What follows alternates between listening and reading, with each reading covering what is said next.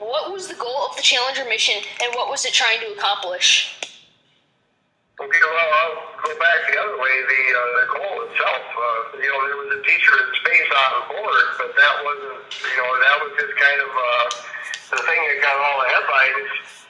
But the Challenger mission itself had been set way before that, and in fact, it was pushed off quite a few years, the teacher in space program, because of other priorities in building the space station, which already was lagging behind.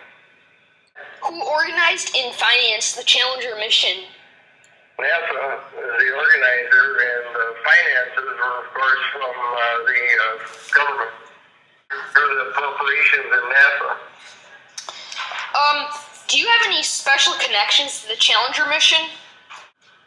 Other than that, I knew some of the 10 finalists, and I have had a chance to meet the next one that went up from Utah. Her name kind of escapes me right now, but she was an elementary teacher from Utah. She took the place of Crystal McCullough when they finally did go up and take a teacher in space. And of course, I'm familiar with the Challenger Center, which was put up by the spouses of the surviving Challenger astronauts. They put up, I don't know if you're familiar with that, but there's Challenger centers throughout the country that are in operation for students to go to and experience some of the things that astronauts do and so forth. I know you were one of the teacher finalists. Could you tell me a little bit more about that? Well, I didn't make it to the top 10, but I was one of the, I don't know where beyond number 10 I was. But I know it was a very rigorous application that you had to go through, and I was a little disappointed, but then afterwards, of course, when things happened, kind of the way fate is.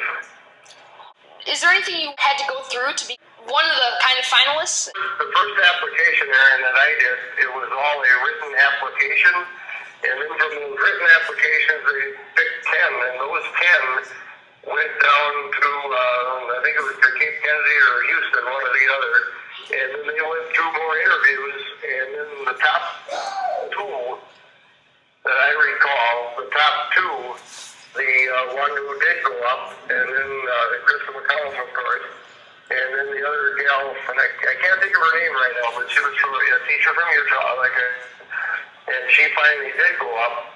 Those 2 went through 3 years of training, just like an astronaut goes through. You were a teacher. Could you, and the papers that you had to go through, why did you, in your application, say that some of the examples that you gave NASA, why you should be the teacher that goes up into space? Well, I wish I could dig out my application right now, but I think I gave them my background and my interest and my ability to work with kids and to relay experiences that I had with my students in the school. Where were you when the Challenger exploded, and what was your reaction? Actually, I was in school teaching that day, and I remember very well what happened in that January day, and just kind of unbelievable. It was very unusual that they would launch it on such a cold day, though. So that. Do you know how the exploding of the Challenger affected the space program? It put it on hold about 2+ years. It set it back 2+ years, but it didn't stop it. And it proceeded actually probably further with the antiquated space shuttles than a lot of people expected.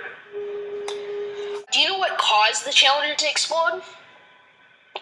Yeah, it was the cold temperatures and the O-rings didn't, what I recall, and you can probably check on this to validate it on the internet someplace there, but what I recall is that the O-rings didn't make a good feel on the tank for the propulsion unit.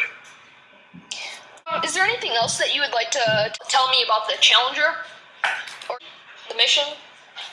Well, just that I think every setback, you sit back and you take a look at technology and where it is, and you try and improve on it, and hopefully it won't happen again. Unfortunately, the Challenger wasn't the only one, as you recall. The Columbia happened afterwards, but that was a whole different circumstance. So I think we learned, and everybody involved knows there's risks, and that's exploration. And I think you'll find if you and I are along, I mean, well, you might be, but I might not be, long enough when we take our next missions up, maybe to a base on the moon or a trip to Mars, that'll occur. Well, thank you for your time, Uncle Al. Yeah, okay, good. Yeah, we'll talk to you later. We'll talk to you later. Thanks. Yep. Bye. Bye. Do you know what caused the Challenger to explode? Yeah, it was the cold temperatures and the O-rings didn't, what I recall, and you could probably check on this, to validate it on the internet someplace there, but what I recall is that the O-rings didn't make a good seal on the tank for the propulsion unit. Is there anything else that you would like to tell me about the Challenger or your mission, the mission? Well, just I think for every setback, you sit back and you take a look at technology and where it is, and you try and improve on it, and hopefully it won't happen again. Unfortunately, the Challenger wasn't the only one, as you recall. The Columbia happened afterwards, but that was a whole different circumstance. So I think we learned, and everybody involved knows there's risks, and that's exploration. And I think you'll find if you and I are along, I mean, well, you might be, but I might not be, long enough when we take our next missions up, maybe to a base on the moon or a trip to Mars, that'll occur. Well, thank you for your time, Uncle Al. Yeah, okay, good. Yeah, we'll talk to you later. We'll talk to you later. Thanks. Yeah. Bye. Bye.